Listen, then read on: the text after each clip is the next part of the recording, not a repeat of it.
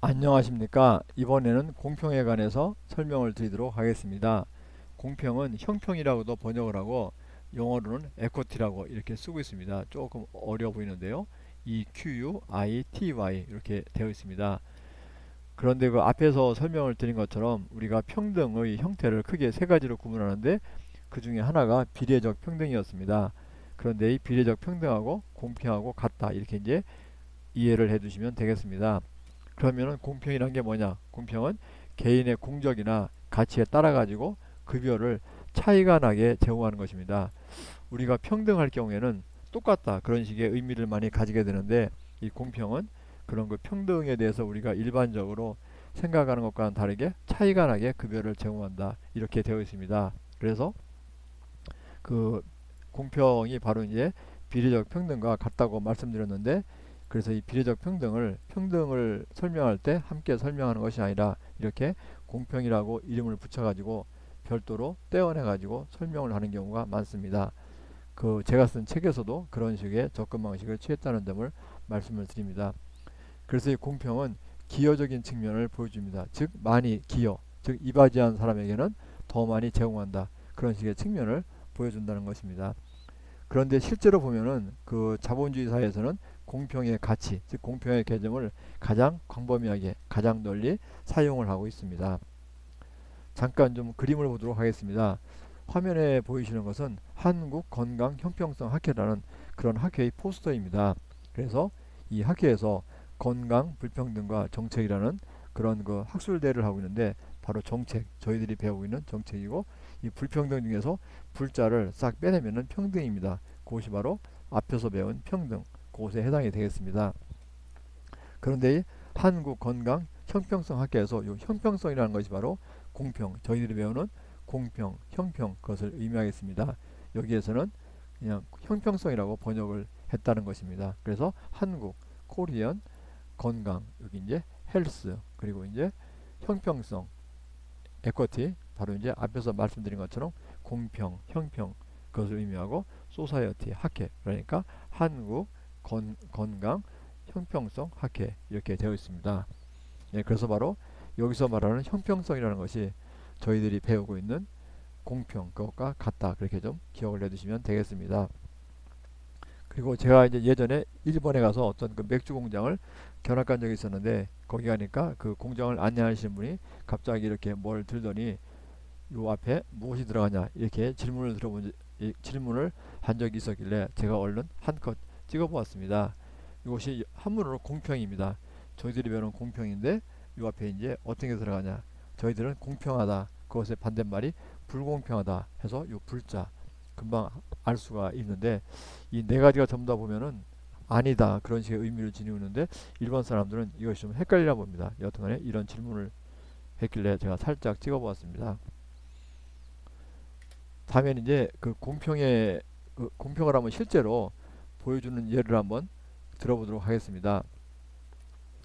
이 공평을 보여주는 정책의 예가 여러 가지가 있는데 그 중에서 한번 몇 가지를 들어보도록 하겠습니다. 특히 요 빨간 글씨로 표시한 첫 번째와 두 번째는 잘 좀 기억을 해두시기 바라겠습니다. 이 시험 문제에서도 출제가 자주 되는 것입니다. 이 공평을 보여주는 그 사회복지 정책의 예를 보면은 첫째가 사회보험에서 이 사회보험에 대해서는 여러분들이 뭐 개론 시간이나 기타 수업 시간에 아시는 분은 아시겠고 혹시 모르시는 분은 나중에 이 정책론 그 과목의 뒷부분에서 다룰 것이니까 그렇게 이제 신경을 안 쓰셔도 되겠습니다. 간단히 말해서 연금 그런 거 연금을 여러분들이 국민연금 같은 연금을 생각해 두시면 되겠습니다. 사회보험에서는 기여금을 더 많이 납부한 사람에게 더 많은 급여를 제공하는 경우가 있는데 그것이 바로 공평을 보여주는 정책이라고 볼 수가 있겠습니다. 예를 들어서 한 달에 그 이 기여금이라는 것은 그 납부하는 보험료를 이야기합니다. 한 달에 제가 나중에 이 10만 원씩 낸 사람하고 한 달에 100만 원씩 낸 사람하고 그럴 경우에 나중에 똑같은 기간이 지났을 경우에 받는 연금이 10만 원 낸 사람이나 100만 원 낸 사람이나 연금이 똑같다면은 어떻습니까? 100만 원 낸 사람은 너무 억울할 것입니다. 그러니까 10만 원 낸 사람에 비해서 100만 원 낸 사람이 연금을 훨씬 더 많이 받게 하는 거. 그럴 경우에 이것이 바로 공평의 정책을 공평의 가치를 반영한 것이라고 볼 수가 있겠습니다. 물론 한 달에 10만 원 내고 한 달에 100만 원 낸 사람의 경우에 100만 원 낸 사람이 이 한 달에 10만 원 낸 사람보다 연금을 반드시 10배를 더 받는 것은 아닙니다. 이 사회보험은 좀 그런 그 특성, 재분배의 특성이 있기 때문에 반드시 그런 것은 아니고, 여기에 대해서는 나중에 교재의 뒷부분에서 설명을 드리도록 하겠습니다. 또 하나 이제 그 공평을 보여주는 정책의 예가 공공부주에서 열등초우의 원칙을 적용하는 것이 있습니다. 이 열등초우의 원칙 잘 좀 기억해 두시기 바라겠습니다. 뒷부분에서 또 몇 차례 더 나옵니다. 열등초우의 원칙은 그냥 열등수급의 원칙이라고도 번역을 하겠습니다. 이 나중에 이제 뒤에서 또 설명을 드리겠습니다. 이 공공부주라는 것 역시 여러분들이 개론 시간에 배우신 분은 아시겠지만, 이 국가가 빈곤층을 도와주는 하나의 제도라고 볼 수가 있겠습니다. 그런데 열등초의 원칙은 뭐냐면, 공공부주에서 제공하는 급여의 수준, 즉 급여의 양은 일에서 얻을 수 있는 최저임금보다는 낮아야 된다는 것입니다. 쉽게 말해가지고 국가가 빈곤층에게 어떤 그 복지급여를 제공할 경우에 그 액수가 최저임금보다는 적어야 된다는 것입니다. 이제 그렇게 해야지만 그 공평할 것입니다.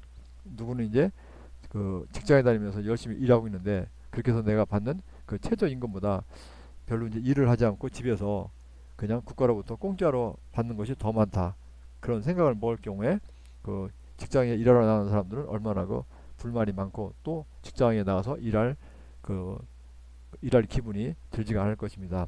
그렇기 때문에 이 공공부조, 즉 빈곤층을 위해서 국가가 도와주는 액수는 최저임금보다는 적어야 된다는 것입니다. 그래야지 그 직장에서 일하는 사람들이 불만이 없을 것입니다. 그래서 너무 이제 당연한 얘기라고 볼 수가 있겠습니다. 그래서 사회보험에서 기여금, 즉 이제 보험료를 더 많이 납부하는 사람들이 나중에 예를 들면 연금을 더 많이 받는 거, 그런 것이 바로 공평을 보여주는 예고, 또 이제 그 공공부지에서 열등처우의 원칙 또는 열등수급의 원칙이라고 번역하는데, 그 나중에 이제 그 제공하는 급여, 즉 돈의 액수가 최저임금보다는 적어야 된다, 이런 것이 바로 공평을 보여주는 것이 되고, 또 퇴역군인을 더 낮게 대우하는 것, 즉 퇴역군인들은 즉 국가를 위해서 기여 이바지했으니까 더 잘 대우를 해주고, 또 이제 실업급여의 경우에도 이전에 소득이 많은 사람의 경우에는 실업급여를 더 많이 주고, 소득이 적은 사람의 경우에는 그것에 비해서 상대적으로 그 급여를 덜 주는 것, 실업급여를 덜 주는 것, 이런 것이 바로 전부 다 공평을 보여주는 정책의 예라고 볼 수가 있겠고, 특히 첫 번째하고 두 번째 것을 잘 기억해 두시면 감사하겠습니다. 다음에는 이제 자유가 되겠습니다. 우리가 자유란 얘기 많이 이제 들은 건데, 그 자유의 경우에는 우리가 쉽게 뭐 알 수가 있을 것입니다. 자유란 것은 자율적으로 선택하는 것입니다. 그래서 이제 그 어떤 개인이 자신의 생활 방식을 결정하고자 할 경우에 동등하게 자유롭게 선택할 권리를 가지는 것, 이것이 바로 자유라고 볼 수가 있는데, 자유에는 여러 가지 개인적인 자유를 포함하고 있습니다. 여러분들이 자유는 금방 아실 것입니다. 그런데 이 자유 속에는 이게 좀 파워포인트가 좀 문제가 있나 보네요. 이 소극적 자유하고 적극적 자유 두 가지가 있습니다. 그래서 소극적 자유, 영어로는 네거티브인데, 소극적 자유라고 번역하고, 적극적 자유, 파지티브, 적극적 자유라고 번역하는데, 이 소극적 자유는 그 어떤 외부 간섭으로부터 자유로운 것입니다. 즉 뭐뭐로부터의 자유입니다. 예를 들어 가지고 국가가 나를 이렇게 뭐 구금한다, 그럴 경우에 나는 국가로부터 구금을 당하지 않을 자유.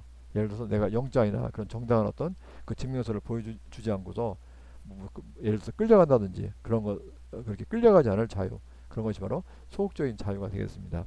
그래서 이제 애들이 부모가 자꾸 간섭을 할 경우에 나를 좀 그대로 둬, 나한테 자유를 줘, 그런 것이 바로 소극적인 자유가 되겠습니다. 그러니까 간섭하지 말라, 간섭을 받지 않을 자유, 그런 것이 바로 소극적 자유가 되겠고, 적극적 자유는 자신의 생활을 통제하고 지시하는 자유입니다. 이것은 뭐뭇을 하는 자유입니다. 예를 들어 가지고 자기의 그 생활과 관련된 것을 결정하는 과정에 내가 참여하는 자유, 그런 것이 바로 적극적인 자유가 되겠습니다.